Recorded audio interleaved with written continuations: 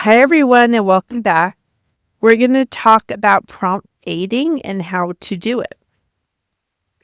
So, why we prompt fade or why it matters so much is it helps learners with success. Honestly, if you're prompting without a prompt fading plan, you're doing something incorrect. Prompts are supports that enable the learner to complete tasks. The ultimate goal is for these learners to be independent and not rely on prompts.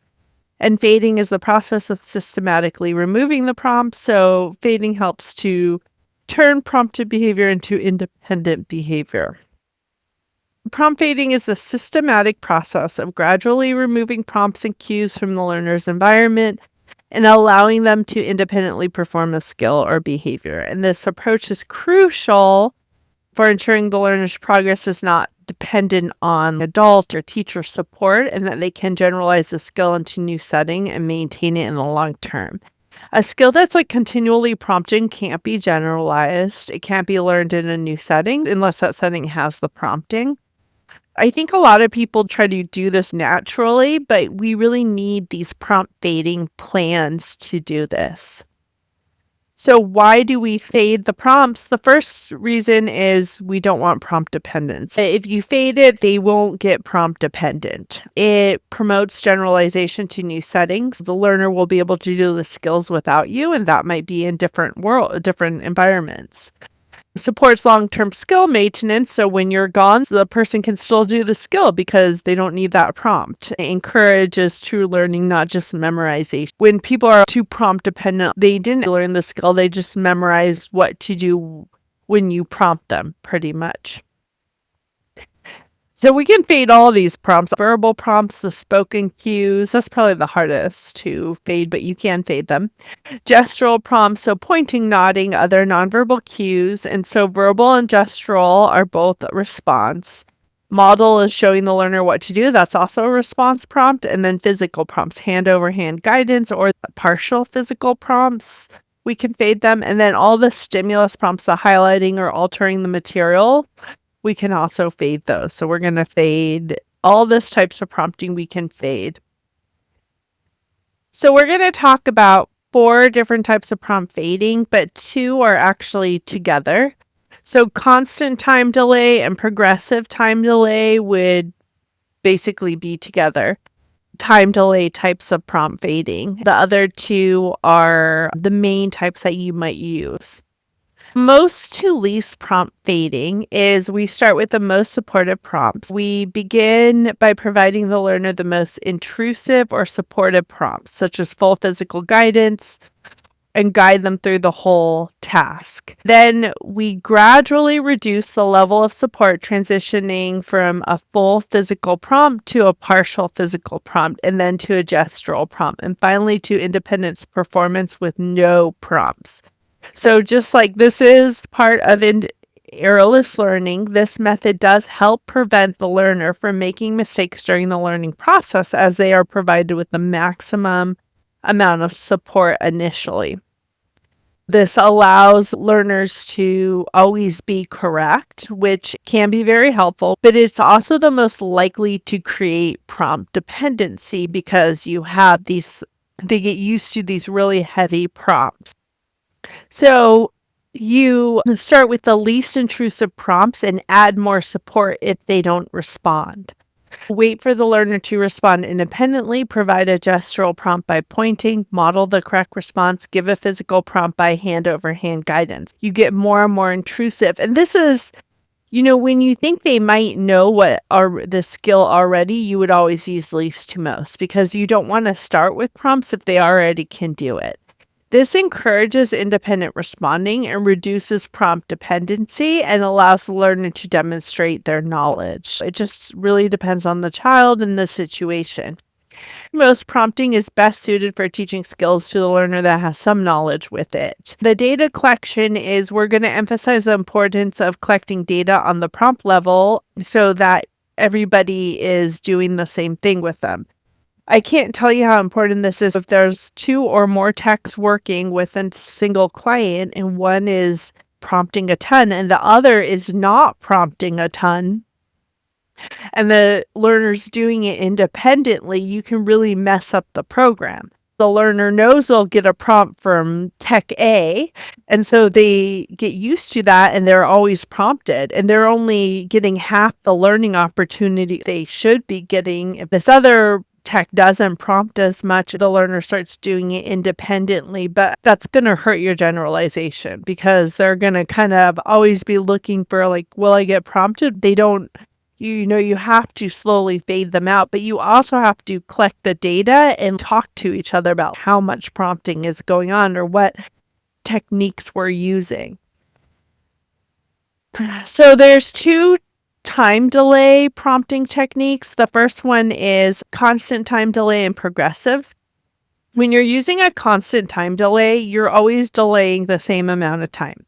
So it's about 3 seconds typically, but could be different for different behaviors.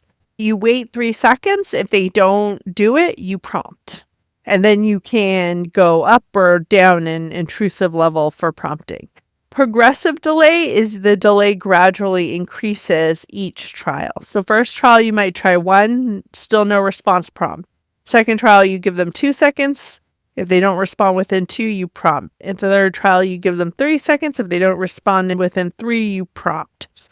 And so you progressively go up and then you progressively come back down.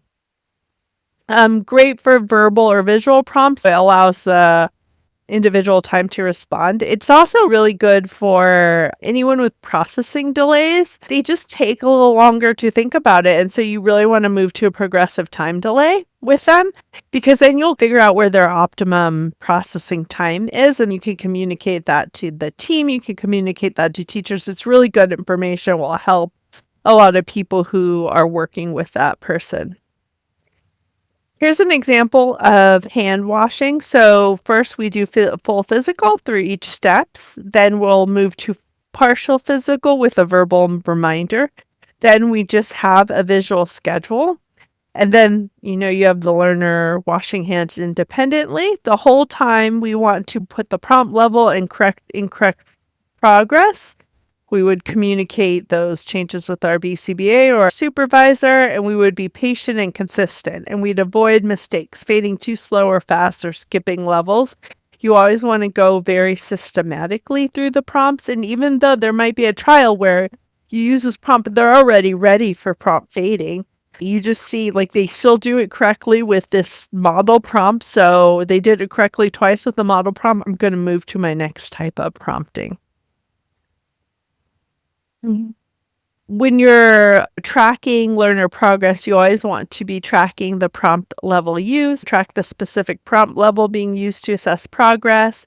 You always want to track correct versus incorrect responses, monitor the ratio of correct to incorrect responses to identify the area of improvement.